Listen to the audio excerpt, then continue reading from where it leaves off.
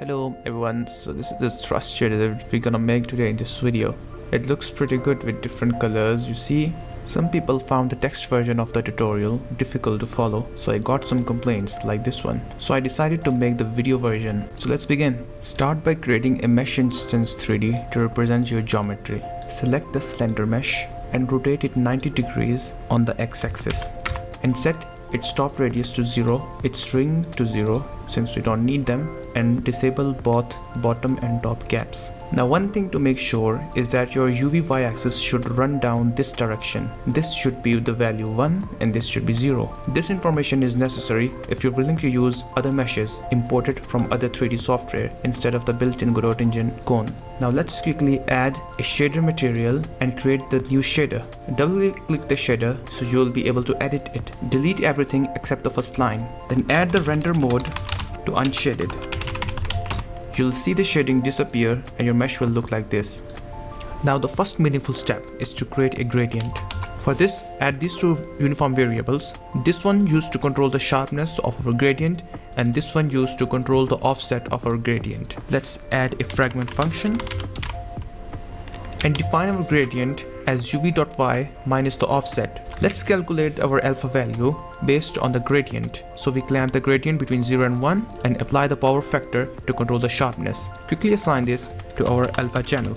You see, now we have a nice gradient to work on. We can control these values to define the offset as well as the sharpness of our gradient. The second step is to add the influence of noise to our gradient so it looks a bit irregular. For this, we added the noise texture. We added the direction along which the noise will move. It will move along this direction. We added the noise scale, so we will scale the noise along the y-axis to stretch it, and we will apply the noise strength to control how strongly it affects the gradient.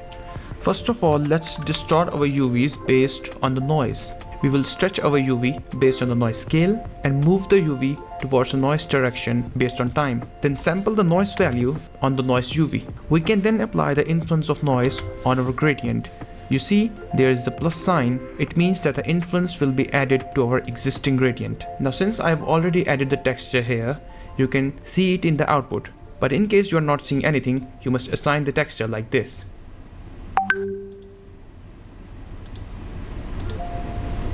So far the shader looks pretty boring, so let's add color. In the fragment, we mix our base color with the white color based on our transparency. So as we approach this part, it starts getting white, giving us the burning feel. Let's assign the color to our albedo channel. But since it still looks a little bit dull, let's add a multiplier and use it here. We see it looks pretty good. Now it looks like a burning flame. It is already much better, but what about making the edges softer? We can do this by the Fresnel effect. This effect means that as you approach the edges which are pointing away from our view, the intensity of the value decreases. And if we plug that intensity to our alpha channel, we will see that it gets transparent as we approach the edges, making them look softer. So first, that adds a uniform to control the Fresnel power. After that, define the Fresnel as the dot product of our normal vector and the view vector, clamped between 0 and 1, and raised to the Fresnel power so we can control the sharpness of the effect. Now let's multiply it with the base alpha. It's a good practice to clamp them between 0 and 1. Now see, it looks much softer. We can control the values of our uniform variables to make it how we want it to look like. We can change the colors for different themes, like this one. We can also change its sharpness using the Fresnel power value. This shader is pretty much good, but it has one major drawback. When we look this shader from behind, due to the Fresnel factor, we see nothing.